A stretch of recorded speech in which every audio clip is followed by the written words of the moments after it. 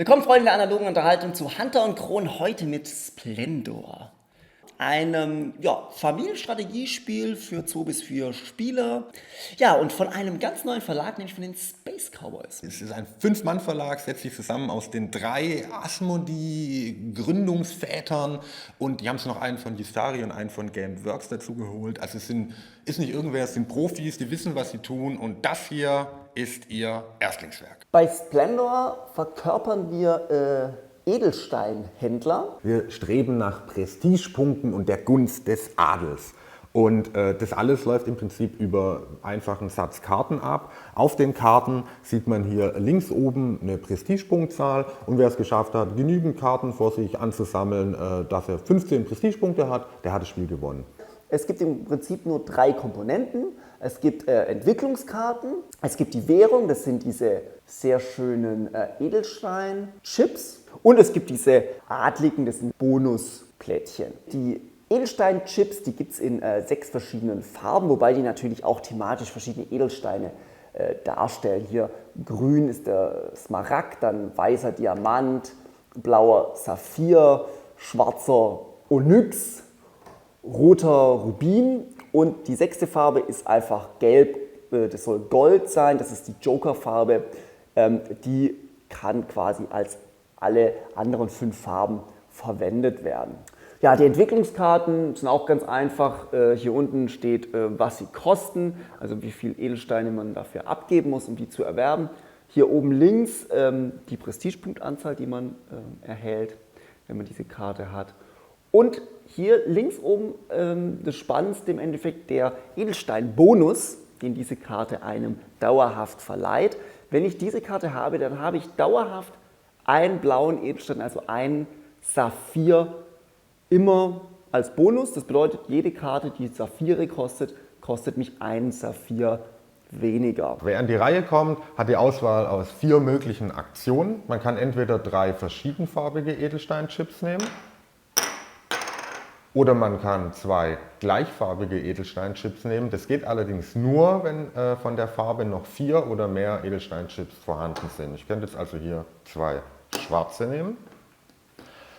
Ich kann auch eine von diesen ausliegenden Karten kaufen. Die gibt es in 3 verschiedenen Stufen. Die sind unterschiedlich teuer und bringen dann eben auch Siegpunkte oder eben nicht. Ich kann jetzt also hier zum Beispiel für 3 schwarze Edelsteinchips, könnte ich hier diese blaue Mine hier kaufen, und das wird dann auch sofort eine neue Karte von einem entsprechenden Stapel aufgefüllt. Ich könnte auch eine Karte reservieren, die ich mir jetzt noch nicht leisten kann, wo ich aber Angst habe, dass mir die Mitspieler wegschnappen. Zum Beispiel könnte ich die hier nehmen und kriege dafür auch ein Gold. Das ist auch die einzige Möglichkeit, an Gold zu kommen, ist es, sich so eine Karte zu reservieren. Die nehme ich dann einfach verdeckt auf die Hand. Das Gold lege ich zu meinen Edelsteinen. Ja, und irgendwann im Laufe des Spiels kann ich jetzt diese verdeckte Karte ausspielen, wenn ich sie bezahlen kann, die mir keiner mehr wegnehmen kann. Ja, nachdem man sich für eine der 4 möglichen Aktionen entschieden hat und durchgeführt hat, muss man am Ende seines Zugs nur noch überprüfen, ob man jetzt den Besuch eines Adligen erhält. Und den bekommt man dann, sobald man die entsprechende Anzahl an Entwicklungskarten vor sich ausliegen hat. Ja, und wenn ich jetzt mehrere Karten der gleichen Farbe erwerbe, dann stapelt man diese hier so übereinander, dass für allen Spielern eben die Prestigepunkte sichtbar bleiben und man eben auch den Boni sieht. Also ab jetzt würde ich beim Kauf von allen weiteren Karten 2 blaue Edelsteinchips einsparen und einen roten Edelsteinchip einsparen. Man kann hier diverse Strategien fahren, man kann ganz gezielt die Kartenfarben sammeln, um die Gunst der Adligen zu erwerben, also um Adlige zu sich anzulocken. Man kann ganz viele günstige Minen kaufen, um dann quasi Karten der 2. und 3. Kategorie in der Schlussphase nahezu geschenkt zu bekommen. Man kann auch versuchen, fast komplett auf diese Minen zu verzichten, weil die ja selber fast nie Prestigepunkte geben und sich direkt auf punktekräftige Karten stürzen. Man kann versuchen, die Karten zu reservieren, wo man genau sieht, dass die Mitspieler darauf abgesehen haben. Zum einen ist es so,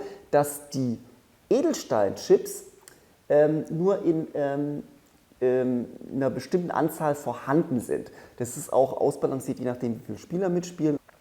Und ist auch eine mögliche Strategie, wirklich Edelsteine zu verknappen, zu gucken, okay, ich horte alle blauen, damit meine Gegenspieler einfach weniger Optionen haben, weil ich irgendwie vielleicht rausgekriegt habe, mein Gegenspieler hat es auf eine Karte abgesehen, wo er unbedingt noch blaue Steine braucht. Aber im späteren Verlauf des Spiels, wenn jeder Spieler irgendwie 5, 6, 7, 8 Entwicklungskarten vor sich ausliegen hat, ist man so damit beschäftigt, überhaupt zu gucken, was man sich mit seinen Boni alles leisten kann und machen kann, dass man eigentlich die anderen Spieler dann aus dem Auge verliert und dann irgendwie nur noch so vor sich hinspielt und halt versucht, so schnell wie möglich 15 Prestigepunkte zu erreichen. Ein weiterer Punkt, den ich ein bisschen schade finde, ist, dass es ein schönes Thema ist, aber natürlich hinter diesem abstrakten Spielgestehen doch größtenteils verschwindet. Die wenigsten Spielrunden werden nachher sagen, oh, ich kaufe mir jetzt einen Rubin und einen Smaragd und einen Diamant. Die meisten sagen halt, okay, ich nehme Rot, Blau und Weiß. Trotzdem ist es natürlich eine tolle Spielmechanik, es ist super schnell erklärt, schnell gespielt, funktioniert gut als Familienspiel, funktioniert gut als Strategiespiel für Nicht-Strategiespieler. Splendor macht nämlich wirklich jede Menge Spaß, vor allem ab der zweiten Partie, wenn man mal wirklich verstanden hat, dass da eben auch Taktik dabei ist. Alleine, und das meine ich wirklich ernst, alleine wegen diesem fantastisch tollen Edelstein-Pokerchip-Spielmaterial. Ein sehr geschliffenes Spiel. Fein geschliffenes Spiel. Ja. Sehr minimalistisch auf eine Art auch, aber unglaublich gut gemacht, gut balanciert. Greift alles ineinander, simpel und trotzdem mit Tiefgang. Also das hat schon echt alles. Thema ist grundsätzlich auch sehr, sehr schön. Highlight natürlich die Chips. Man spürt jetzt nicht den Dreck an den Händen beim Ausgraben der Diamanten oder die Strapazen des Transports oder... Es ist auch ein bisschen austauschbar, das Thema, theoretisch. Ne? Man kann natürlich so ein Spiel, das würde auch mit einem anderen Thema gut funktionieren. Es ist, ja. Aber es ist halt...